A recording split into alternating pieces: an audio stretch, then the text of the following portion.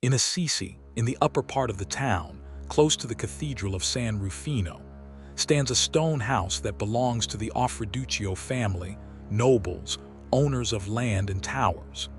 Here, around the year 1194, a girl is born and given the name Clare.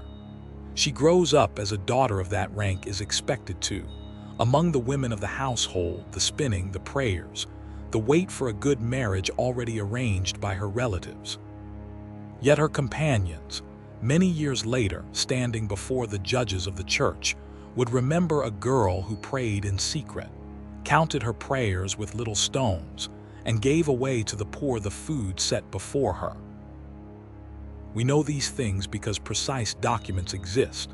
When Clare dies, a process is opened to declare her a saint, and her sisters, the women who had lived at her side for decades, are questioned one by one and tell under oath what they had seen. That record still survives, and it is one of the most direct testimonies we have about any woman of the Middle Ages. Beside it stands the legend of Saint Clare, written soon after, and above all her own writings, her letters and the rule in her own hand. The turning point is the Lent of 1212.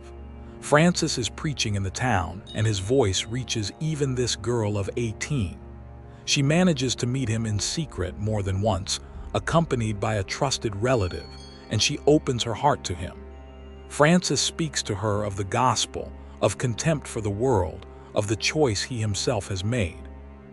Between the two, there grows not a romance but a spiritual alliance, and a secret plan takes shape, for her family would never have given its consent.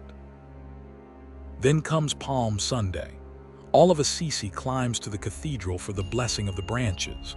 The legend tells that, while the other women come forward to the altar to take their branch, Clare hangs back, as if held in place, and that it is Bishop Guido himself who comes down the steps and places the palm in her hand. True or embellished by the telling, that gesture marks the last day of her old life. The following night Clare flees.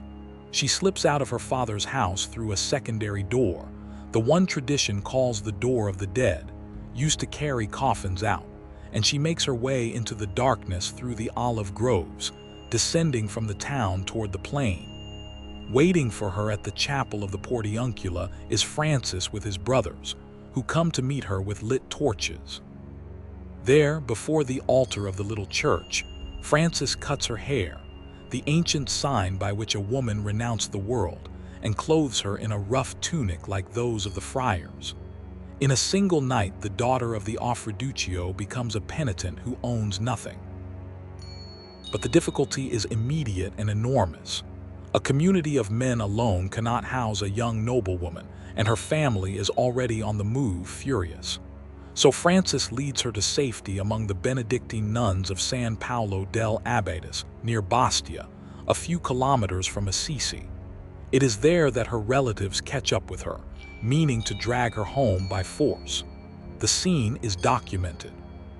Clare grips the cloths of the altar, uncovers her shorn head to show that she now belongs to another life, and holds her ground. The men leave empty-handed. From San Paolo, she moves to another monastery, Sant'Angelo di Panzo, on the slopes of Mount Sabasio, and here happens what her family must have felt as a second betrayal. After about 2 weeks, her younger sister, Caterina, still little more than a child, comes to join her, set on following her. For her too, the relatives try to haul her away, and again in vain. Francis cuts her hair and gives her a new name, Agnes. The two sisters stay together for the rest of their lives. Their permanent home becomes the small building beside the church of San Damiano, outside the walls, the very church that Francis had repaired with his own hands at the beginning of his conversion. There Clare settles, and she will never leave it again. She will live enclosed within it for more than 40 years, until her death, in the year 1253. Other women gather around her, and the first Franciscan community of women is born, which the sources call the Poor Ladies, the Damianites, later known as the Poor Clares. The heart of their choice is the same as Francis's, but lived by women in enclosure, absolute poverty. While every other convent of women in that age owned land and income in order to survive, Clare wanted hers to own nothing at all, and for this she fought for years. She obtained from Rome what she herself called the privilege of poverty, the right, unique and contested, to hold no property whatsoever and to live only by work and by alms. She defended that privilege all her life against the popes who wished to soften it, and she was the first woman in the history of the Church to write a rule of life for her own sisters. It is worth pausing on what truly happened that spring night. It was not the flight of a girl in love, but the first time a woman took up, fully and on her own account, the same radical choice as Francis. From that moment, the movement had two faces: a man walking the roads of the world and a woman standing still inside a cloister of stone, and the two upheld each other to the end.